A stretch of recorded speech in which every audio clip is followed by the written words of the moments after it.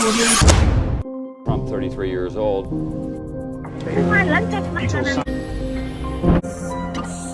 Hello guys, today I'm going to talk about most sensitive, most controversial and most talk about place and topic in the history of the world. I think you guessed it right. Today I'm going to talk about Israel, Palestine, Jerusalem, that area. Is a place once believed to be the center of the world.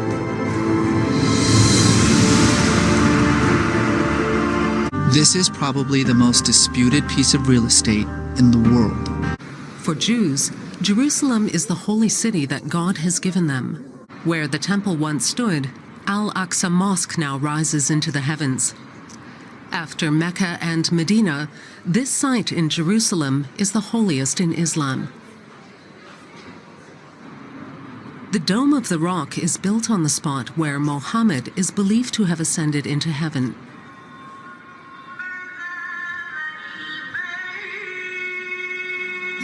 Palestine went from this to this, and it didn't happen overnight. Up until the early 1900s, Palestine was part of the Ottoman Empire, a religiously diverse land where Muslims, Christians, and Jews lived alongside each other. Then, things begin to change, with the start of the Zionist movement in Europe calling for the establishment of an independent Jewish state, ideally in Palestine. The first wave of European Jews start to immigrate. By the end of World War I, the Ottoman Empire collapses and Palestine is under British rule. It's 1917. Britain declares its support for a Jewish homeland in Palestine. The number of Jewish settlers grow, fueling tensions between the Arabs and the Jews.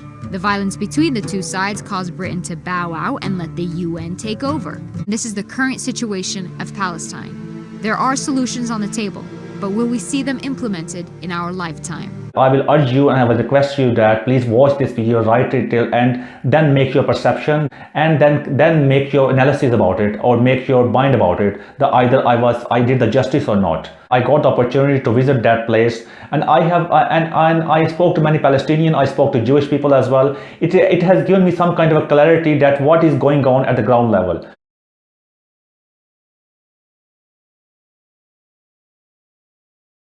I'm not saying that I am here to give you the solution, but I am going to give you the perspective, the practical perspective, what is the reality, what will be the best possible outcome. My video is based on current circumstances which are being faced by Palestinian, Jewish and everyone. First of all, I'd like to talk to my Palestinian brothers that since my childhood, I am seeing and feeling the pain. From my childhood, we were seeing how our Palestinian brothers, they lost their life, the fathers, the brothers, sisters, mother, they lost their life. This question came into mind right from the start as well, that what could be the solution. So today I'm going to ask you that this is the solution you want. You want this war, this kind of dispute to go on generations and generations. Do you want your kids to live in prosperity or live in like a modern world with other people are living, they have freedom and everything? Or you want them to face the same kind of a wrath, or you want them to face the similar kind of circumstances what you are facing right now? And I don't think so that any of you want the similar kind of circumstances. All of you, the family, you want your kids to live in a harmony, you want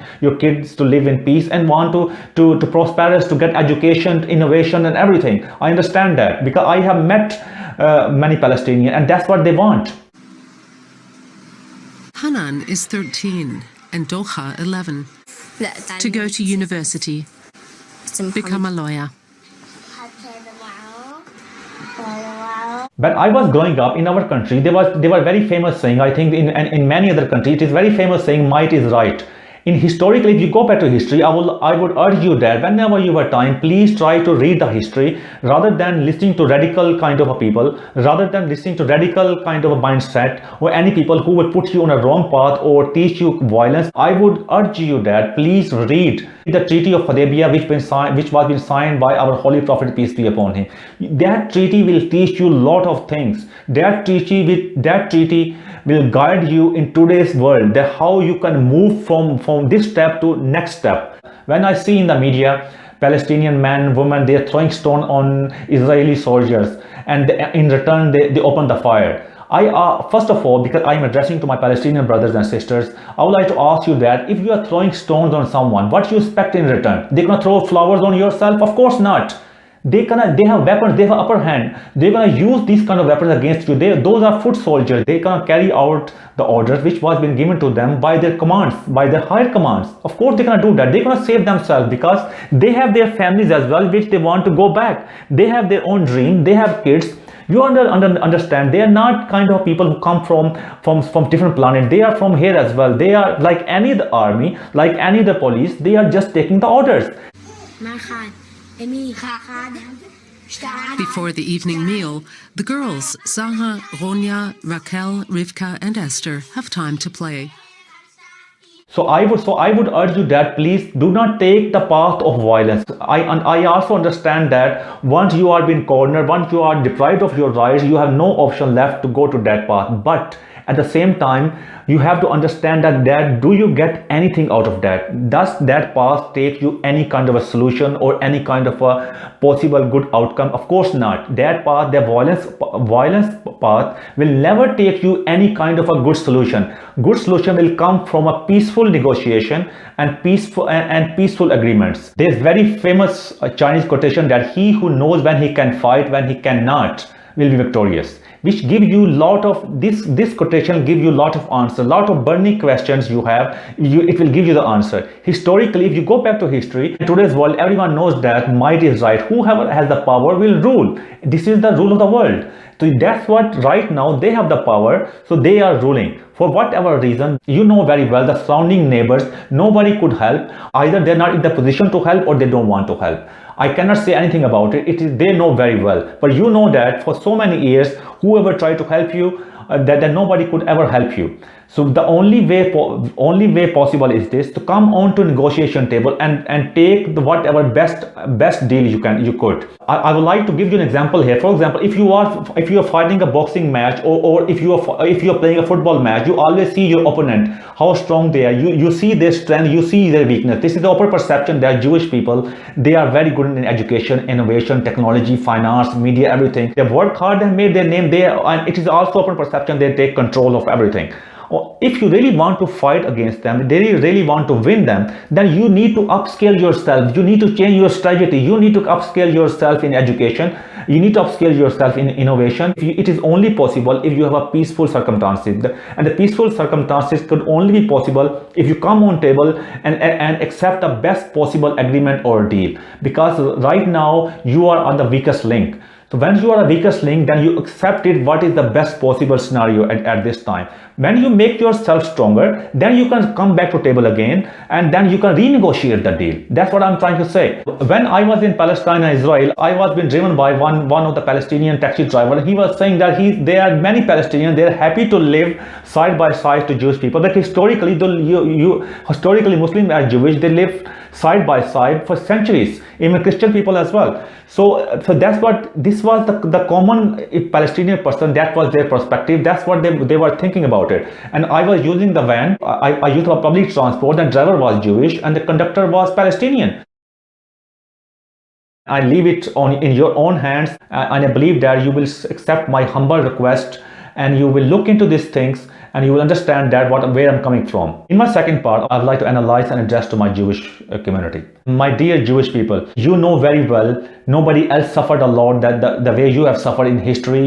Historically you have suffered a lot. You have exiled from this land and then you came back. So you know everything, all the history. I'm not going to go into the history. Later on in recent modern history as well, you suffered one of the greatest crime in the history of the humankind in Holocaust. So you understand very well about the pain and losing the family and deprived of your rights. So now historically you have worked hard, you have gathered yourself and you have made your name in modern technology, education and everything. Now you have the chance. You are on the other side of the table. You have the chance to offer the olive branch. You have the chance to show the people that you have the softer side as well, that you have the loving side as well. Because there's open perception about it that the Jewish people, they control everything and they have no mercy. But this is the chance to come out of this stereotype, show the public as well that you have the other side. You know very well that freedom is the most precious thing for any human being. And for freedom, human being can go to any length.